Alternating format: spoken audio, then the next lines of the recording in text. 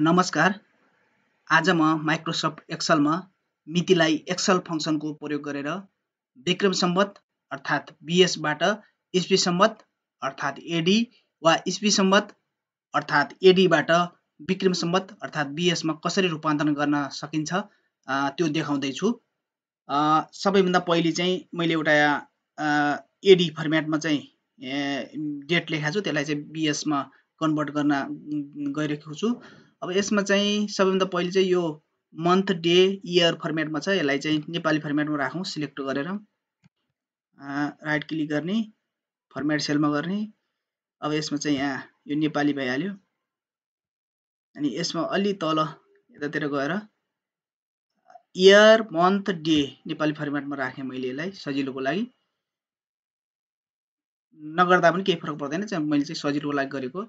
अब यसमा चाहिँ अब यता फंक्सनको प्रयोग गरेर हामीले यो 2021 9/15 लाई चाहिँ बीएसमा कन्भर्ट गर्छौं। जस्तोको लागि इक्वल्ड गरौँ, त्यसपछि DATE हानेपछि यहाँनिर देखाउँछ date AD to BS long भन्छ। लङ भनेको मन्थ, जस्तो कि वैशाख जेठ महिना आउने हो। यो चाहिँ तलपट्टि date AD to BS value लेखेको छ, यसमा गरेर पनि अङ्क मात्र आउँछ। मैले यसमा क्लिक गरेँ, डबल क्लिक गरेँ।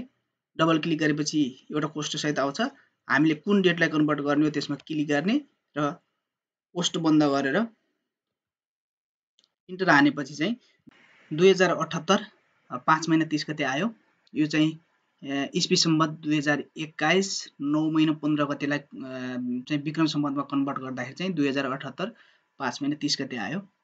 यहाँ सजिलै भयो जस्तो लाग्छ, तर खास यति सजिलो चाहिँ छैन।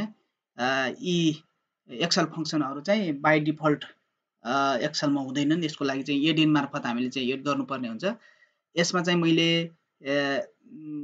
स्काई डेट कन्भर्टर नामको एउटा फंक्सन छ, नेपालीहरूले बनाएको। यो फंक्सन चाहिँ एड गरेको छु। यसलाई डाउनलोड गर्नलाई चाहिँ डाउनलोड गर्न यो सजिलै इन्टरनेटमा उपलब्ध छैन, त्यसैले यसको लिंक चाहिँ यसै भिडियोको डिस्क्रिप्सनमा राखिदिएको छु। त्यो लिंकमा क्लिक गरेपछि चाहिँ यस्तो देखिन्छ। यसलाई चाहिँ डाउनलोड गर्नु होला।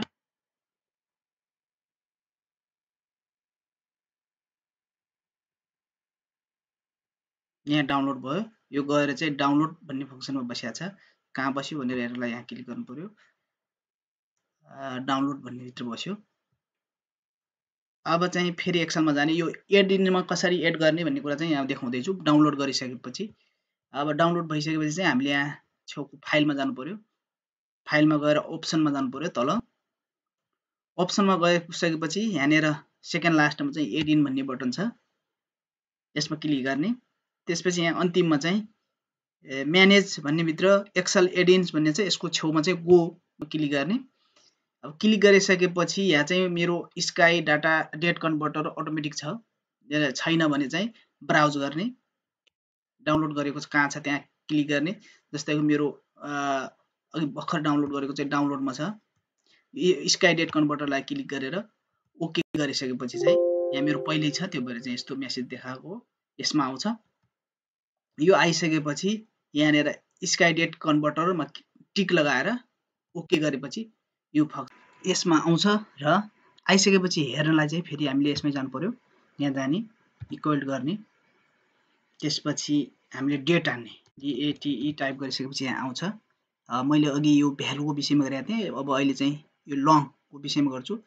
Date AD to BS long भन्ने छ, यसमा डबल क्लिक गर्ने। डबल क्लिक गरिसकेपछि कुन डेटलाई कन्भर्ट हो त्यसमा क्लिक गर्ने एकचोटि, कोष्ठ बन्द गरेर इन्टर हानेपछि यसमा चाहिँ महिनाको नाम सहित आउँछ। यो त भयो एडीबाट बीएस कन्भर्ट गर्ने।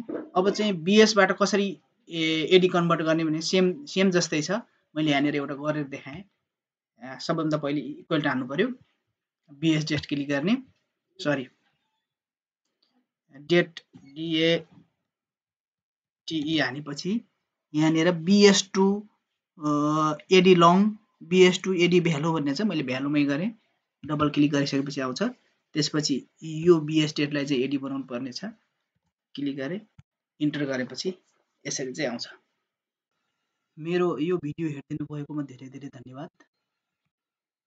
यस्तै अन्य जानकारीमूलक भिडियो हेर्नको लागि मेरो भिडियोहरूलाई चाहिँ लाइक र च्यानललाई सब्स्क्राइब गरिदिनु होला र सेयर पनि गरिदिनु होला। धन्यवाद।